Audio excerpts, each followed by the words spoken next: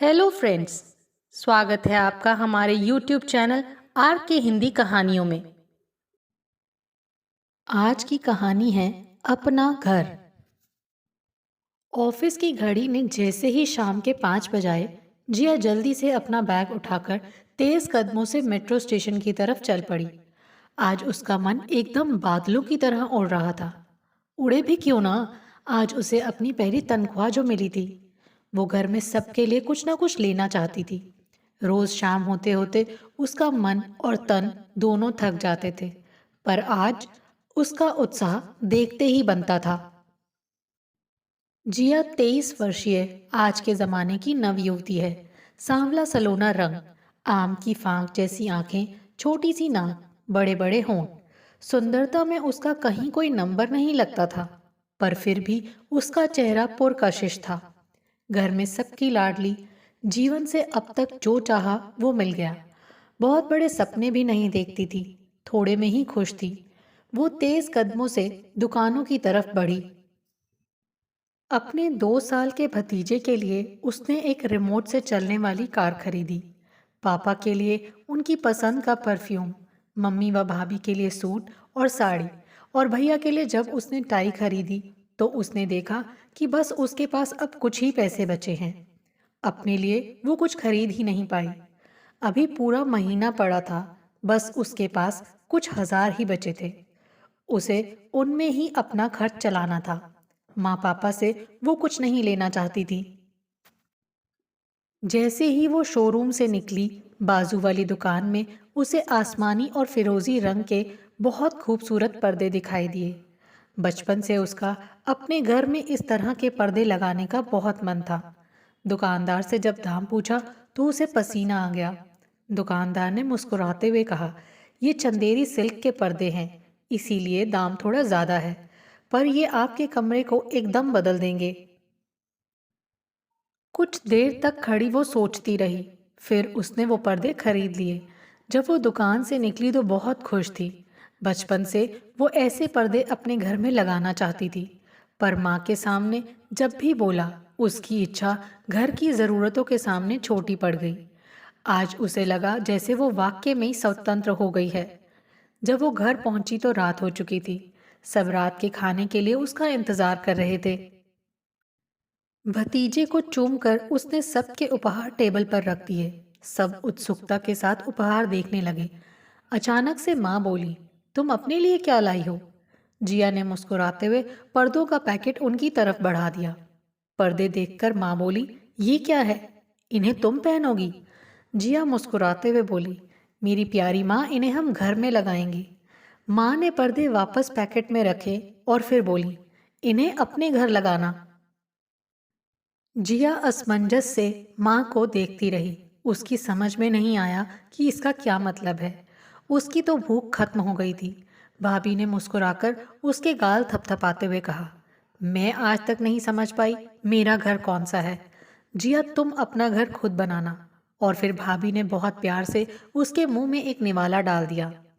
आज पूरा घर पकवानों की महक से महक रहा था। माँ ने अपनी सारी पाक कला का निचोड़ दिया था। कचौरियाँ, रसगुल्ले, गाजर का हलवा, ढोकले, पनीर के पकौड़े, हरी चटनी, समोसे और करारी चाट। भाभी लाल साड़ी में इधर से उधर चहक रही थी। पापा और भैया पूरे घर का घूम घूम कर मुआयना कर रहे थे, कहीं कुछ कमी ना रह जाए। आज जिया को कुछ लोग देखने आ रहे थे। एक तरह से जिया की पसंद थी,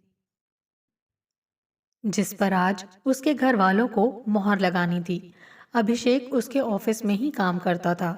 दोनों में अच्छी दोस्ती थी, जिसे अब वो एक रिश्ते का नाम देना चाहते थे। ठीक 5 बजे एक कार उनके घर के सामने आकर रुकी और उसमें से 4 लोग उतरे। सबने ड्राइंग रूम में प्रवेश किया। जिया ने पर्दे की ओट से देखा। अभिषेक जीन्स और लाइट ब्लू शर्ट में बेहद खूबसूरत लग रहा था। उसकी माँ लीला आज के जमाने की आधुनिक महिला लग रही थी। छोटी बहन मासूमा भी बेहद खूबसूरत थी। पिता अजय बेहद सीधे साधे व्यक्ति लग रहे थे। जिया अभिषेक की माँ और बहन के सामने कहीं भी नहीं ठहरती थी, पर उसका भोलापन, सुलझे हुए विचार और सादगी ने अभिषेक को आकर्षित कर लिया था। जिया के किरदार में कहीं भी कोई बनावटीपन नहीं था। जहां अभिषेक को अपनी माँ में प्लास्टिक के फूलों की गंध आती थी, वहीं जिया से उसे असली फूलों की महक आती थी।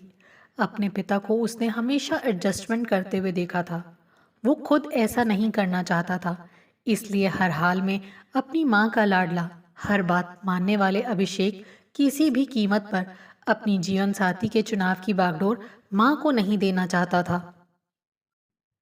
जिया ने कमरे में प्रवेश किया। जहां अभिषेक प्यार भरी नजरों से उसकी तरफ देख रहा था, वहीं लीला और मासूमा उसकी तरफ अचरज से देख रही थी। उन्हें जिया में कोई खूबी नजर नहीं आ रही थी। अजय को जिया एक सुलझे विचारों वाली लड़की नजर आई, जो उनके परिवार को संभाल कर रख सकेगी। लीला ने अभिषेक की तरफ देखा, पर उसके चेहरे पर खुशी देखकर चुप हो गई।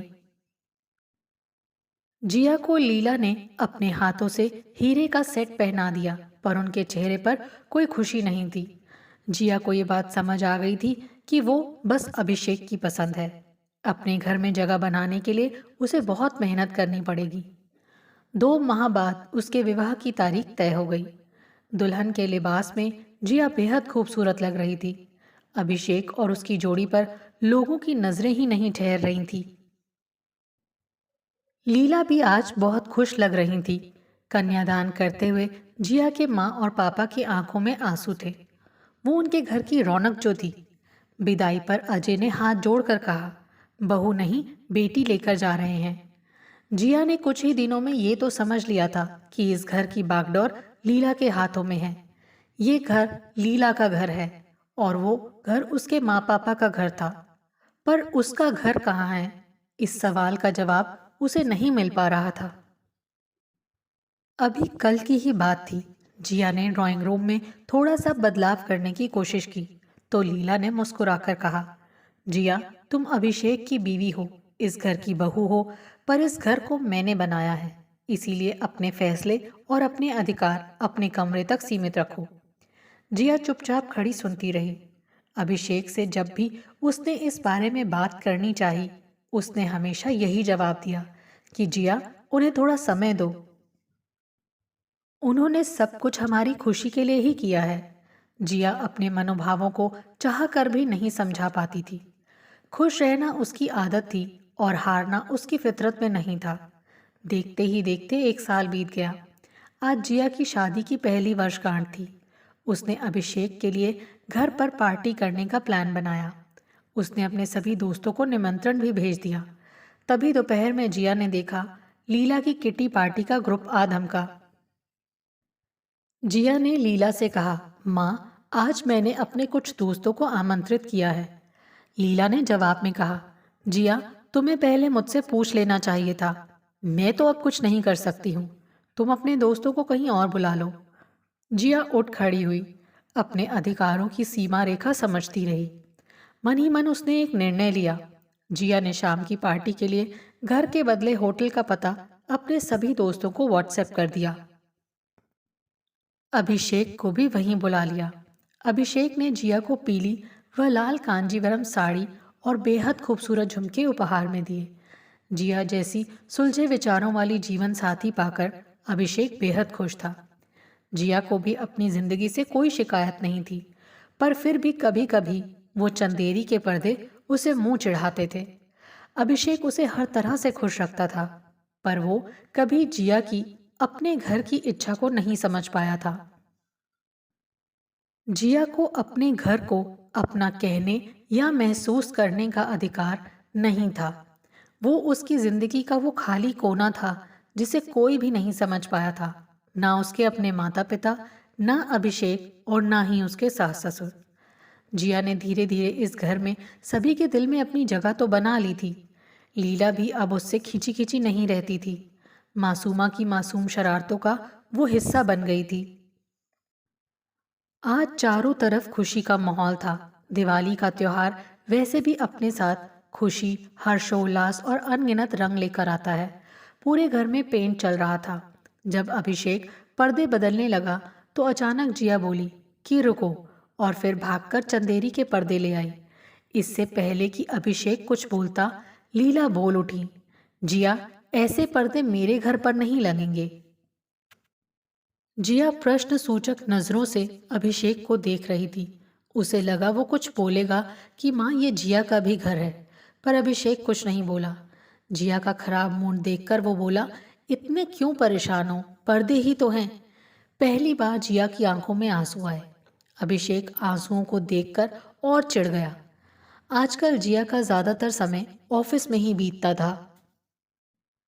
अभिषेक ने महसूस किया कि वो अपने फोन पर ही लगी रहती है और उसे देखते ही घबरा कर मोबाइल रख देती है। अभिषेक जिया को सच में प्यार करता था। वो जिया से पूछना चाहता था, पर उसे डर था कहीं सच में जिया के जीवन में उसकी जगह किसी और ने तो नहीं ले ली है। एक शाम को अभिषेक ने जिया से कहा, जिया, चलो तुम शुक्रवार की छुट्टी ले लो, कहीं आसपास घूमने फिरने चलते हैं। जिया ने अनमने से कहा, नहीं अभिषेक, अभी बहुत काम है ऑफिस में। चाहकर भी अभिषेक जिया के व्यवहार में जो बदलाव आया है उसे समझ नहीं पा रहा था। वो रात को भी घंटों लैपटॉप पर बैठकर न जाने क्या करती रहती। अभिषेक जैसे ही उसे आवाज़ देता वो घबरा कर लैपटॉप बंद कर देती। अभिषेक जितना उसके करीब जाने की कोशिश करता वो उतना ही उससे दूर जा रही थी। न जाने वो क्या था जिसके पीछे जिया पागल हो रही थी। जिया के भाई ने भी उस दिन अभिषेक को फोन पर कहा, आजकल जिया घर पर फोन ही नहीं करती, सब ठीक है ना। अभिषेक ने कहा, नहीं, आजकल ऑफिस में बहुत काम है। देखते ही देखते 2 साल बीत गए। अब अभिषेक और जिया दोनों के माता पिता की इच्छा थी कि वो अपने परिवार को आगे बढ़ाएं। आज फिर से उनकी शादी की सालगिरह का जश्न था, पर आज लीला ने खुद दावत रखी थी। जिया ने एक बहुत ही खूबसूरत प्याजी रंग की स्कर्ट और कुर्ती पहनी हुई थी। अभिषेक की नज़रें उससे हट ही नहीं रही थी।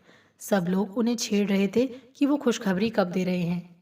रात को एकांत में जब अभिषेक ने जिया से कहा कि जिया, मेरा भी मन है, तो जिया ने अनमने ढंग से कहा कि वो तैयार नहीं है। रात में भी अभिषेक को ऐसा लगा जैसे उसके पास बस जिया का शरीर है। अभिषेक रात भर सो नहीं पाया। आज वो हर हाल में जिया से बात करना चाहता था, पर जब वो सुबह उठा जिया ऑफिस के लिए निकल चुकी थी। अभिषेक को कुछ समझ नहीं आ रहा था। ऐसा लगता था जिया उसके साथ होकर भी उसके साथ नहीं है।